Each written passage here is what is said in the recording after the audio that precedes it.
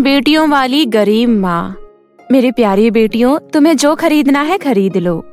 ये सुनकर नीलम और रजनी अपनी पसंद का सारा सामान बाजार से खरीद लेती है, लेकिन पार्वती की छोटी बेटी माधुरी कुछ नहीं खरीदती। ऐसे ही एक बार जब वो तीनों अपनी माँ के संग बाजार गई, तब नीलम और रजनी ने अपनी पसंद की चीजें खरीदी, लेकिन इस बार भी माधुरी ने कुछ नहीं खरीदा।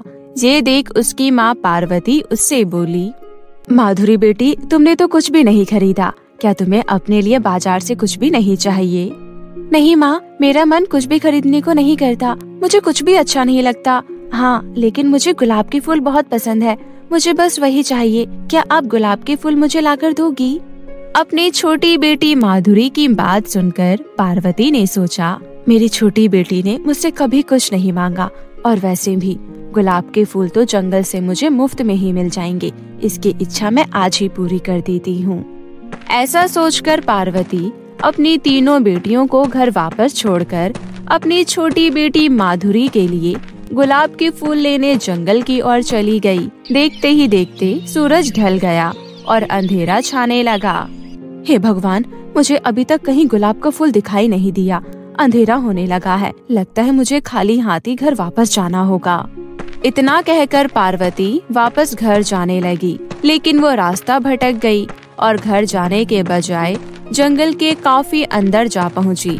उसे बहुत डर लग रहा था, लेकिन वो हिम्मत बांधकर आगे चलती रही। जंगल के और अंदर जाने पर तभी उसे एक बहुत खूबसूरत महल दिखाई दिया। अरे, इस जंगल में तो इतना सुंदर महल है, मुझे तो पता ही नहीं था। थोड़ा आगे बढ़ने पर पार्वती ने देखा महल के बगीचे में ढेर सारे गुलाब के फूल लगे हुए थे और गुलाब के फूलों से पूरा बगीचा महक रहा था।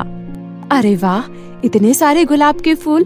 बेटी माधुरी गुलाब के फूल देखकर बहुत खुश हो जाएगी। जल्दी से 2-4 फूल तोड़ लेती हूँ।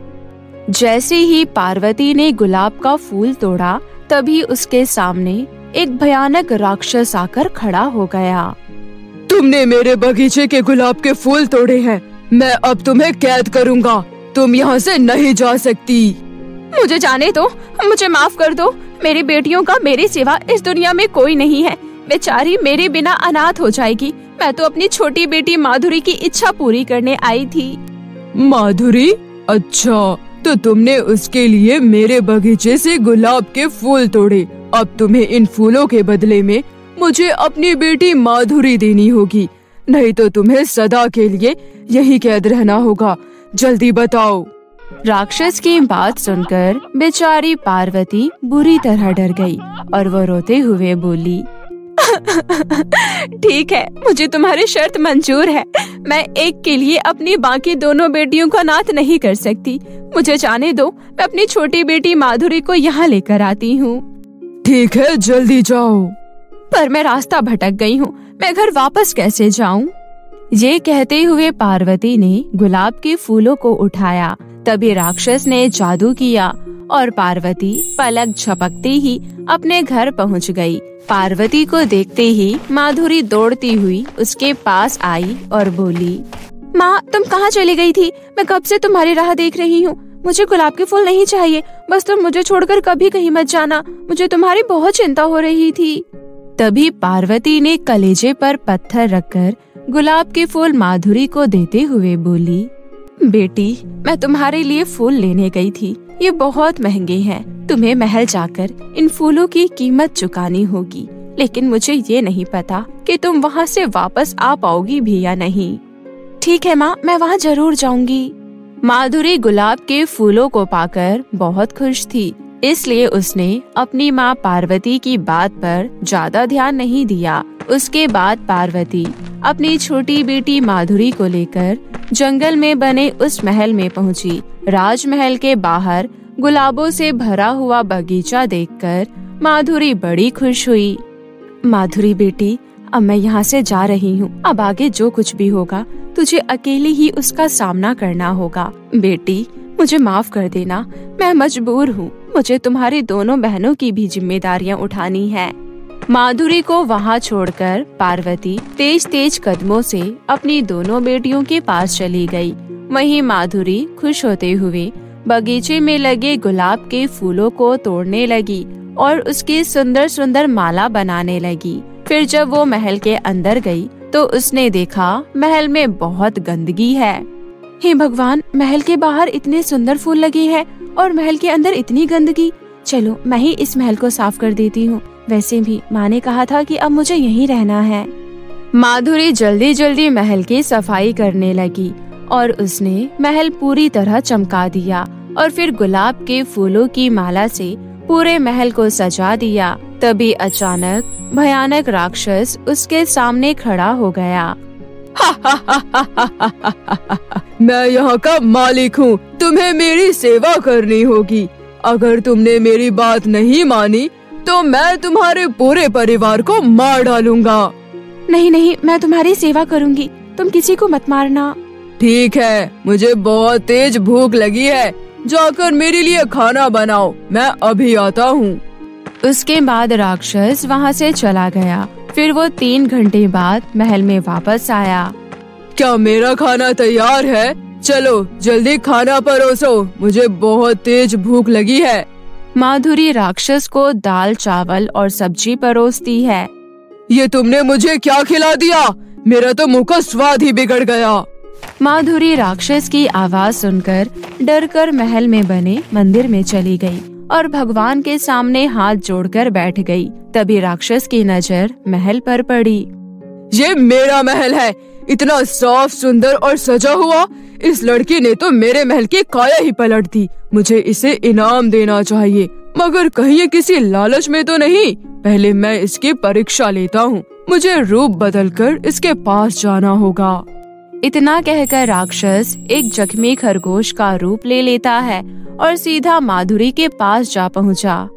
ओह प्यारे खरगोश, तुम्हें तो बहुत चोट लगी है। रुको, मैं तुम्हारे जख्मों पर जड़ी बूटी का लेप बनाकर लगा देती हूँ। माधुरी तुरंत जंगल में से जड़ी बूटी तोड़ कर ले आई। फिर उन्हें पीसकर उसका लेप बनाया। ऐसा करने पर माधुरी के हाथ छिल गए, पर वो खरगोश के जख्मों को साफ कर उसमें लेप लगा देती है। उसके बाद खरगोश यानी राक्षस गहरी नींद में सो जाता है। हे राम, इस खरगोश के खर्राटे तो बड़े ही भयंकर है। इन खर्राटों से तो मेरे कानों के पर्दे फट जाएंगे। तभी अचानक खरगोश को बहुत तेज छींक आई और वो तुरंत राक्षस में बदल गया। हे भगवान, एक राक्षस गया तो दूसरा राक्षस आ गया। एक छींक से खरगोश राक्षस बन गया। अब मैं इसे कैसे बचूं? माधुरी भागकर गुलाब के बगीचे में जाकर छिप गई और सोचने लगी, हे राम जी, अब मैं क्या करूं राक्षस से बचने के लिए? अब मुझे भी छिपना होगा। शायद मैं भी कोई भयानक चुड़ैल बन जाऊं। इसका मुकाबला तो मैं तभी कर सकती हूँ। माधुरी ने नाक में जल्दी से गुलाब के फूल की डंडी डाली और जोर से छींकी। बहुत बढ़िया, अब डरने की कोई बात नहीं। अभी मैं खरगोश राक्षस का काम तमाम करती हूँ। अरे ओ खरगोश राक्षस, जरा सामने तो आ। मैं तुझसे डरने वाली नहीं। तुझे क्या लगा खरगोश कि तू एक छींक में राक्षस बन सकता है? तो मैं क्या चुड़ैल नहीं बन सकती? देख मैं क्या बन गई हूँ। राक्षस माधुरी को देखकर जोर जोर से हंसने लगा। तुम अभी भी माधुरी ही हो। और सुनो, मैं कोई खरगोश नहीं बल्कि असली राक्षस हूँ। क्या तुम मुझसे शादी करोगी? तुम मुझे बहुत पसंद हो। मैं और राक्षस से शादी? ना बाबा ना, तुम तो मुझे पहली ही रात में खा जाओगे। मैं तुमसे शादी नहीं करूँगी। मैं जानता हूँ मैं बहुत बदसूरत हूँ, इसलिए मुझसे कोई भी शादी नहीं करना चाहता। मेरे लिए तो यही अच्छा है कि मैं मर जाऊँ, लेकिन डर के मारे कोई मुझे मारने भी नहीं आता। तुम मेरी मदद करो। मदद? मैं भला तुम जैसे राक्षस की क्या मदद कर सकती हूँ? तुम मुझे मार दो। अगर तुम मुझे मार दोगी तो यही मेरे लिए सबसे बड़ी मदद होगी और फिर तुम यहाँ से जा सकती हो। ये लो तलवार और मुझे मार डालो। मैं ये नहीं कर पाऊंगी। अगर तुमने ऐसा नहीं किया माधुरी तो मैं तुम्हारे टुकड़े टुकड़े कर डालूंगा। अब माधुरी के पास कोई दूसरा रास्ता नहीं था और उसने अपने हाथ में तलवार ली। फिर माधुरी ने राक्षस को मार डाला, लेकिन तभी राक्षस के शरीर से एक काला सांप निकलकर बाहर आया। सुनो लड़की, मेरे सर को तुरंत काट दो। मैं बेकार में सबको नहीं मार सकती। तुम तो मेरा कुछ भी बुरा नहीं कर रही हो, फिर भला मैं तुम्हें क्यों मारूं? अगर तुमने मुझे तुरंत नहीं मारा तो मैं तुम्हारे सारे परिवार को निगल लूंगा। तुम्हारी इतनी हिम्मत? शायद तुम्हें नहीं मालूम, मैंने इतने खतरनाक राक्षस को मारा है, मैं तुझे मार डालूंगी। इस बार माधुरी डरी नहीं और उसने सांप को तुरंत मार डाला। वो सांप तुरंत एक खूबसूरत नौजवान में बदल गया। माधुरी, मैं एक श्राप के कारण राक्षस बन गया था। मैं यहाँ का राजा हूँ और ये सारे गुलाब के फूल जो तुम्हें दिखाई दे रहे हैं, ये सब मेरी प्रजा है। तभी गुलाब के फूल इंसानों में बदल गए। ये महल मेरा है। एक जादूगरनी ने मुझसे बदला लेने के लिए मुझे और मेरी प्रजा को इस रूप में बदल दिया था, लेकिन तुम्हारी मदद से मुझे सब कुछ वापस मिल गया। तुम बहुत ही नेक लड़की हो, मैं तुमसे विवाह करना चाहता हूँ। ये सुनकर माधुरी बहुत ही खुश हो गई और फिर महल में बहुत ही शानदार विवाह हुआ और माधुरी महल की महारानी बन गई। उसके बाद माधुरी ने अपनी माँ और दोनों बहनों को भी महल में बुला लिया और फिर सभी हंसी खुशी एक साथ रहने लगी।